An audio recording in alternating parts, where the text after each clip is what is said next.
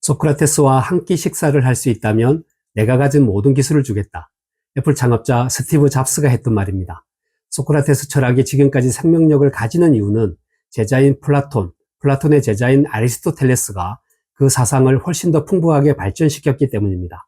오늘은 플라톤이 스승의 재판과 죽음을 기록한 3부작, 변론, 크리톤, 파이돈을 갖고 나왔습니다. 소크라테스의 변명으로도 불리는 변론은 재판에 회부된 소크라테스가 자신을 변호하는 내용입니다. 나는 아무것도 아는 것이 없다는 것을 안다는 무지에 대한 자각이 변론의 핵심 키워드입니다. 소크라테스의 삶이 한층 드라마틱해진 것은 민주주의 법정이 소크라테스를 살해했다는 당대의 평가 때문입니다. 크리톤의 주제는 법치주의와 정의입니다. 법조인 지망생이라면 반드시 읽어야 할 명조로 꼽힙니다. 소크라테스가 악법도 법이라는 말은 한 적이 사실 없습니다. 크리톤이 그 출처로 잘못 알려지기도 했습니다. 파이도는 죽음을 바라보는 소크라테스의 세계관을 담고 있습니다. 테스형에게 정의와 민주주의 그리고 죽음이 어떤 의미였는지 플라톤이 남긴 대화편 3부작을 통해서 살펴보겠습니다.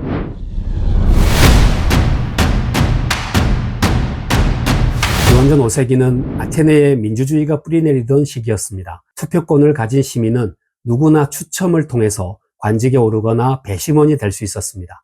아크로폴리스는 정치적 토론과 공론화의 무대였습니다.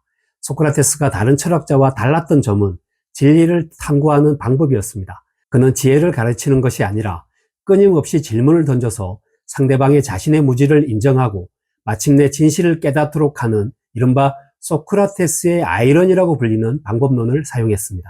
문제는 소크라테스에게 무지가 들통난 사람들이 적으로 돌아섰다는 것입니다.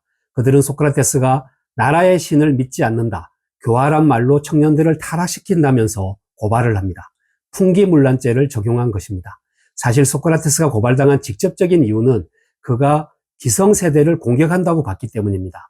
소크라테스는 사회 지도층을 찾아가서 묻고 따지는 것은 기본이고 인간의 종교적 믿음에 대한 의문을 제기하기도 했습니다. 소크라테스를 고발한 직업군이 바로 정치인, 시인, 웅병가였습니다. 그들 모두 소크라테스에게 망신을 당했던 집단의 대표들입니다. 소크라테스는 총 3번의 변론 기회를 갖습니다. 첫 번째는 배심원단 500명 앞에서 자신에게 제기된 혐의를 반박합니다. 소크라테스는 자신이 질문하는 것은 신의 뜻이라고 주장을 합니다.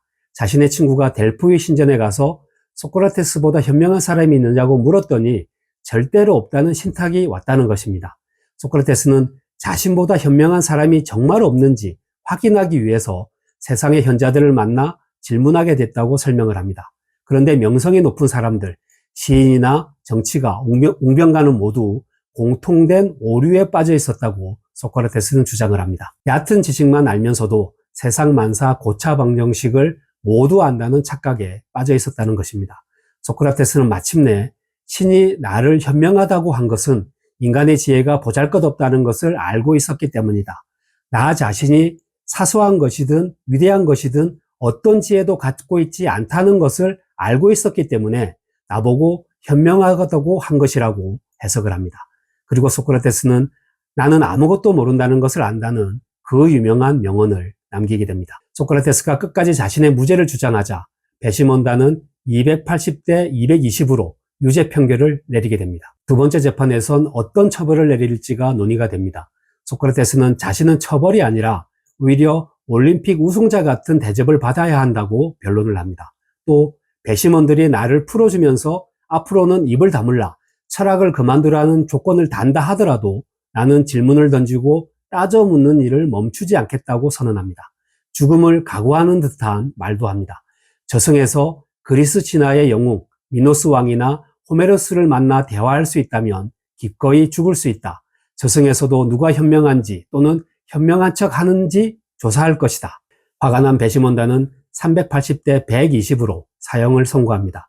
소크라테스의 친구들과 플라톤이 벌금형을 제안했으나 배심원단은 받아들이지 않습니다. 아테네 민주주의가 소크라테스를 죽였다는 말이 바로 여기서 유래를 합니다. 변론을 읽다가 생긴 의문 하나가 신을 믿지 않는다 또는 청년을 타락시킨다는 혐의가 과연 죽여야 할 만큼 중죄인가 하는 점입니다.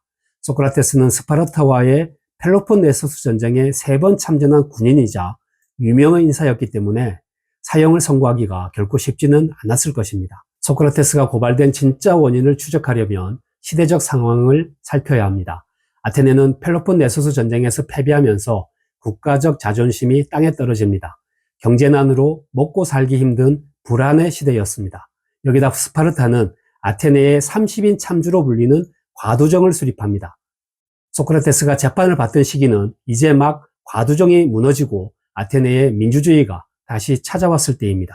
그런데 아테네 사람들이 미워하던 참주 중 두 사람이 소크라테스의 제자였고 다른 제자는 스파르타로 망명을 합니다. 소크라테스가 자주 아테네 민주정을 비판한 것도 배심원단 신기를 거슬렀을 가능성이 있습니다. 여기다 소크라테스는 다른 피고인들과는 달리 아주 당당하게 자신을 변론을 합니다. 죽기를 각오했다고 보는 편이 오히려 맞을 듯합니다.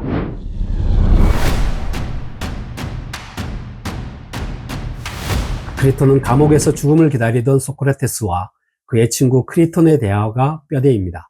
크리톤은 탈옥을 권유하지만 소크라테스는 탈옥이 정의에 어긋난다고 반박을 합니다. 탈옥을 거부한 논리는 사회 계약론과도 연결이 됩니다. 내가 다른 나라로 떠날 기회가 있었음에도 떠나지 않은 것은 아테네 법을 따르기로 계약한 것이다. 탈옥으로 법의 권위를 훼손하는 것이 과연 정의인가? 국가가 부당한 판결을 내렸을 때 개인은 어떻게 해야 하나? 우리는 국가의 판결을 존중한다는 합의를 했다. 내가 탈옥한다면 법치주의가 깨질 것이라는 것이 소크라테스의 결론이었습니다. 그는 또 사형 선고가 비록 부당하다고 해도 탈옥으로 보복하는 것은, 다시 말해 악을 악으로 대응하는 것은 정당치 않다고 판단했습니다. 무엇보다 재판정에서 죽어도 좋다고 해놓고 막상 탈옥을 한다면 소크라테스 자신이 그렇게 싫어했던 자기 모순의 덫에 걸리게 될 형편이었습니다. 크리톤에는 법에 대한 다양한 고민도 담겨 있습니다. 소크라테스는 크리톤에게 묻습니다. 정당한 것과 부당한 것, 공정한 것과 불공정한 것, 선과 악의 문제에서 과반수 의견을 따르고 과반수를 두려워해야 하는가? 다수결에 따른 사형 선고는 합법이지만 그게 과연 옳은 것인가는 다른 문제라는 의미로 해석이 됩니다. 크리톤은 근대 일반 철학과 법 철학, 정치 철학에 큰 영향을 지금까지 미치고 있습니다. 파이돈의 무대 역시 감옥입니다. 소크라테스는 독약을 마시기 직전까지 영혼 불멸, 죽음, 사후세계를 놓고 토론을 합니다. 그중 한 사람이 그리스 철학자 파이돈이었습니다. 소크라테스는 자신이 죽음을 선택한 이유를 설명합니다. 절대 정의나 절대 선은 눈으로 볼 수 없다. 오직 마음으로 접근하는 사람이 순수한 지식에 닿을 수 있다. 육체는 우리가 진리를 보지 못하도록 방해한다. 순수한 지혜를 얻으려면 육체로부터 해방되어야 한다. 그래서 죽음을 불평할 수 없다. 소크라테스는 육체는 사라져도 영혼은 영원하다고 봤습니다.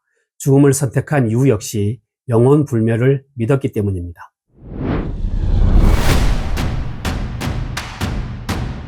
고대 그리스에선 다양한 통치 체제가 존재했습니다. 스파르타가 강력한 군주제였다면 아테네에선 직접 민주주의가 번창을 합니다. 소크라테스는 민주주의가 많은 약점을 가지고 있다고 봤습니다. 타락한 민주주의를 직접 경험하기도 했습니다. 아르기누사의 해전에서 아테네 함대는 스파르타에게 대승을 거둔 적이 있습니다. 이때 폭풍우 때문에 많은 군인들이 물에 빠져서 익사를 합니다. 아테네 민회는 승리를 축하하기는커녕 물에 빠져 죽은 책임을 물어서 장군들을 재판에 회부합니다. 희생자 가족들이 엄벌을 촉구하자 정치인들은 토론을 중단하고 투표로 유무죄를 결정하자고 제안을 합니다. 그때 재판을 주재했던 사람이 소크라테스이고 소크라테스는 변론 없이 유무죄를 정하는 것은 위법이라고 했다가 재판정에서 끌려나갑니다. 결국 장군들은 사형을 당합니다. 이 사건은 아테네 민주정의 대표적인 폐단, 직접민주주의의 대표적인 폐단으로 불리는 사건입니다. 소크라테스는 대중이 정치인의 선동에 휘둘리거나 감정적인 판단을 자주 한다고 봤습니다. 민주주의 원칙인 다수결이 늘 옳은가에 대한 의문도 갖고 있었습니다. 소크라테스 자신도 다수결에 따라서 사형을 선고받습니다. 소크라테스를 고발한 사람들 역시 다수결에 따라 외국으로 추방되거나 사형을 당합니다. 우리도 다수결로 뽑은 대통령이 2번이나 탄핵되는 걸 지켜봤습니다. 소크라테스는 정치가 안정되려면 시민의 역량이 높아져야 한다고 봤습니다. 그래야 합법성과 옳은 것 사이의 간격을 줄일 수 있고 감정적인 판단도 줄어든다는 것입니다. 요즘 말로 치면 깨어있는 시민의 중요성을 2500년 전 강조한 것이 아닌가 추측을 해봅니다. 생각의 상자였습니다.